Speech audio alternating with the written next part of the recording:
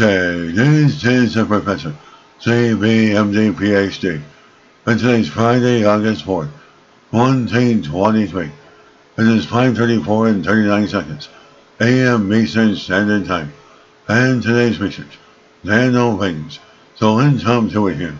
New building blocks for chemistry, new components for organometallic chemistry, sandwich complexes, in the form of rings, are kept together by their own energy. Date August 3rd, 1923. Source, Professopher, Institute of Technology. As sandwich compounds are special chemical compounds used as basic building blocks in organic metallic chemistry.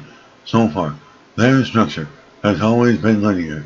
Recently, researchers made stacked sandwich complexes form a nano-sized ring. Physical and other properties of these cyclocene structures will now be further investigated. As for some time now, researchers have tried to arrange sandwich complexes in a ring. They succeeded in producing chains, but no rings. Thanks to the choice of the fine slice of bread or organic intermediate deck, they have now succeeded in forming nano-sized rings for the first time. The new nano ring consists of 18 building blocks and has an outer diameter of 3.8 nanometers, depending on the metal used as the filling of the sandwich. An orange-colored photoluminescent results. The new chemical compound was called cyclocene by the researchers.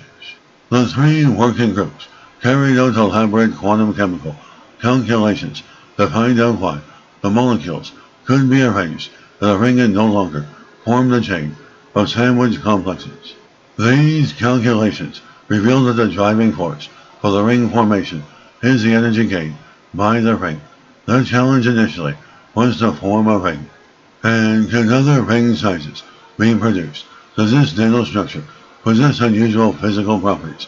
This will be subject of further research, but it is clear now that they have added a new building block to their toolbox of organic metallic chemistry. And this is the Professor of Space Technology, Advanced Physics, Computer Science, and Leader of Research.